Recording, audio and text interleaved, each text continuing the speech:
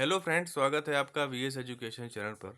तो फ्रेंड, जैसा कि आप स्क्रीन पर देख रहे हैं कि लोक शिक्षण संचालनालय मध्य प्रदेश का एक ही आदेश है। हालांकि ये आदेश पुराना है, लेकिन इसका इस वीडियो से क्या संबंध है वो आपको आगे पता चलेगा। तो आप जैसा कि यहाँ पर देख पा रहे हैं कि ये आदेश है 16/5/2024 का। ठीक है, ये ग्रेडेशन लिस्ट का आदेश था। मतलब ग्रेडेशन का मतलब होता है कि जो प्रमोशन जब करना होता है तो उसमें वरिष्ठता सूची बनाई जाती है कि कौन ज़्यादा वरिष्ठ हैं, इनकी एज ज़्यादा है, उसके हिसाब से लिस्ट को तैयार किया जाता है। और फिर उस वरिष्ठता क्रम के हिसाब से उनको फिर प्रमोशन वगैरह की प्रक्रिया आगे बढ़ाई जाती है। तो 16/5/2024 को एक ग्रेडेशन लिस्ट आई थी और उसमें चीज़ों को अपडेट किया गया। उसके बाद क्या हुआ कि एक ग्रेडेशन लिस्ट अभी हाल फिलहाल में आई है।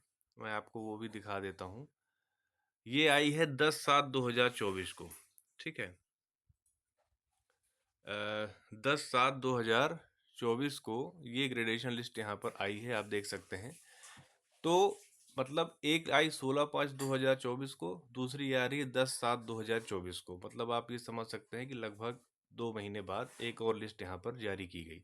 ठीक है, तो अब एक एक करके देख लेते हैं कि इनमें क्या चीज़ें हैं। मतलब वैसे तो लिस्ट बहुत बड़ी है, 600-700 पेज की पूरी पीडीएफ है। तो मेन जिसका जो पर्पस है सिर्फ मैं उसी पे बात करूँगा, तो उससे आपको चीज़ें समझ में आ जाएंगी। तो फ्रेंड्स, यहाँ पर जैसा कि आप देख सकते हैं कि जो 16/5 जो इस आदेश के आधार पर जो ग्रेडेशन लिस्ट आई थी, उसके आदेश में यहाँ पे लिखा हुआ है सबसे ऊपर। ये पूरा लोक शिक्षण संचालनालय मध्य प्रदेश भोपाल है ना, यहाँ पे एमपी गवर्नमेंट की सील है। और फिर लिखा है दिनांक 1/4/2023 की स्थिति में उच्च माध्यमिक शिक्षक संवर्ग छठवां वेतनमान वगैरह वगैरह की अंतिम पदक्रम सूची। यहाँ पर आप देखेंगे कि यहाँ पे लिखा है स्वीकृत पद कितने हैं, 34,789, जो कि गजट में भी दिया हुआ है। आप सभी को पता है कि जो गजट आया था दिसंबर वाला 2022 का, 1 दिसंबर 2022 को गजट जारी हुआ था स्कूल शिक्षा विभाग का, उसमें इतने ही पद वहाँ पर दिखा रहा था।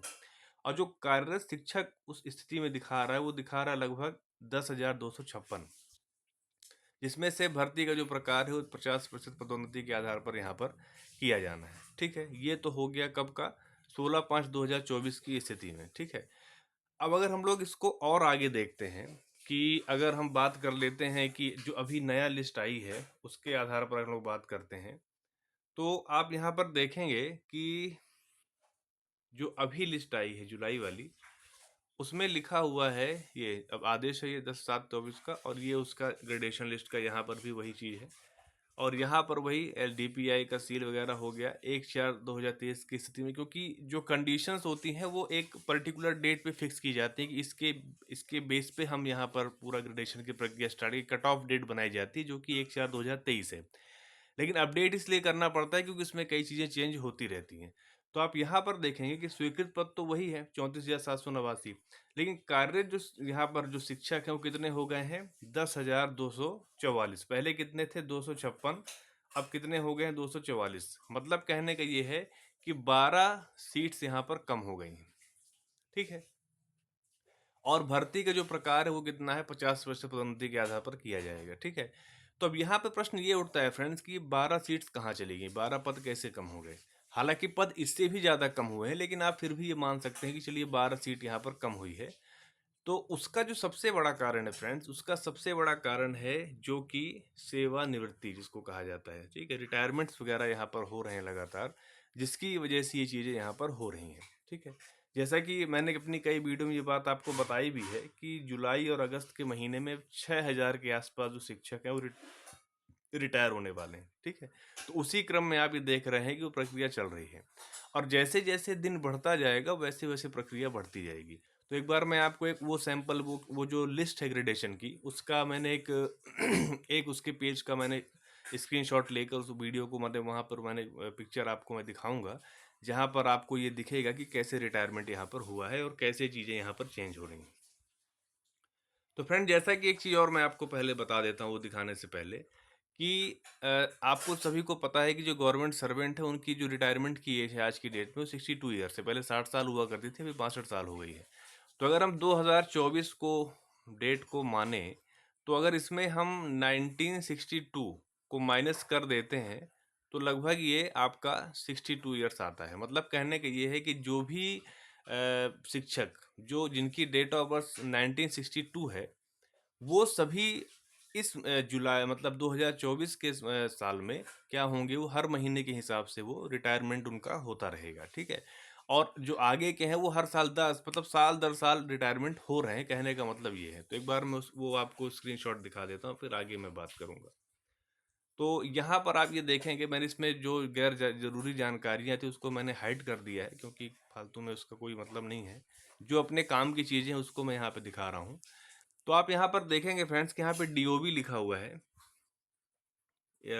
यहाँ पे है डीओबी, यहाँ पर है डेट ऑफ अपॉइंटमेंट, और यहाँ पे है रिमार्क्स, मतलब उसका क्या मतलब है, ठीक है। और आप सब चीज़ देखेंगे कि यहाँ पर एक कॉलम ये है, इस वाले कॉलम में यहाँ पर लिखा हुआ है DIR। DIR का मतलब होता है कि डायरेक्ट रिक्रूटमेंट, ठीक है। डेट ऑफ अपॉइंटमेंट आप सभी में देखेंगे 1998 लिखा है। मैं इसे जूम करूंगा अभी, लेकिन अभी मैं बता रहा हूँ आपको कि मेन किन किन कॉलम पे फोकस करना है, ठीक है। तो यहाँ से आपको चीज़ समझ में आएंगी। तो अब आप देखिए फ्रेंड्स यहाँ पर कि जो डेट ऑफ बर्थ है, सबसे पहले उसको देख लेते हैं। मैंने यहाँ पर जो 3 लाइंस खींची हुई हैं, रेड ब्लैक और ग्रीन, ताकि ऐसे ऐसे करने पे वो मैचिंग गलत ना होने पाए, है ना। जैसे ये आप देखेंगे कि रेड लाइन जो है, इनकी डेट ऑफ बर्थ है 1961, ठीक है। और रिक्रूटमेंट भी इनका डायरेक्ट हुआ था, बीएड था इनके पास, और डेट ऑफ अपॉइंटमेंट कौन सा है, 98 का है, ठीक है। और शिक्षाकर्मी वर्ग 1 है ये, और डेट ऑफ अपॉइंटमेंट आपने आप देखे 1998 है। और लास्ट में इनका जो स्टेटस है वो क्या है, रिटायर्ड। 30/4/2023 को क्या हो गई, रिटायर हो गए, ठीक है। उसी तरह से आप यहाँ पर देखेंगे कि दूसरे जो कैंडिडेट हैं उनकी डेट ऑफ बर्थ है 1962, ठीक है। इनका भी डायरेक्ट रिक्रूटमेंट हुआ है, और अपॉइंटमेंट इनका वर्ग 1 में हुआ था। डेट ऑफ अपॉइंटमेंट आप यहाँ पर देखेंगे 1998 वाले बैच के सभी लेक्चरर रहेंगे, और ये भी क्या हो गए हैं, रिटायर हो गए हैं, ठीक है। उसी तरह से अगर हम थर्ड नंबर देखते हैं, 1962 डेट ऑफ बर्थ है, डायरेक्ट रिक्रूटमेंट है, बीएड है इनके पास, वर्ग 1 में इनकी ज्वाइनिंग हुई थी, और अपॉइंटमेंट 1998 को हुआ था, और ये भी क्या हो गए, रिटायर हो गए। तो इससे ये पता लगता है फ्रेंड्स कि रिटायरमेंट की जो प्रोसेस है वो लगातार हो रही है, और जिसके वजह से क्या हो रहे हैं कि पद खाली हो रहे हैं। अब यहाँ पर विभाग क्या है कि पद वृद्धि जैसी प्रक्रिया को नहीं शुरू करना चाहता है। अब वो उसके पीछे उसकी वजह वही जाने कि ऐसा क्यों वो कर रहा है। लेकिन जैसे जैसे समय बीतता जाएगा, है ना, जैसे जैसे महीने बीतते जाएंगे, वैसे वैसे क्या होगा कि रिटायरमेंट भी होते रहेंगे। ये तो आप ये देखिए कि जो 98 बैच के जो कर्मचारी हैं उनकी बात हो रही है। बहुत सारे ऐसे भी कर्मचारी हैं जो कि 89 के लेक्चरर हैं, ठीक है। तो उनका सोचिए, वो तो कब के रिटायर हो चुके होंगे। लेकिन फिर भी बहुत सारे उसमें से कैंडिडेट्स अभी बचे हुए हैं, बहुत सारे, लगभग अभी अगस्त में आप मान के चलिए कि बहुत ज़्यादा मात्रा में रिटायरमेंट्स होने वाले हैं। जो कि एक आंकड़ा निकल कर आ रहा था कि लगभग 6,000 के आसपास रिटायरमेंट यहाँ पर होना है। तो वो बात सही होगी, आप देखते रहिएगा, अगस्त महीने में होगा। जितना लेट ये ग्रेडेशन की प्रक्रिया को करते जाएंगे, आप ये समझ लीजिए कि उतना ही ज़्यादा यहाँ पर क्या होगा, रिटायरमेंट्स होते जाएंगे, ठीक है। तो यही फ्रेंड्स यहाँ पर एक अपडेट थी।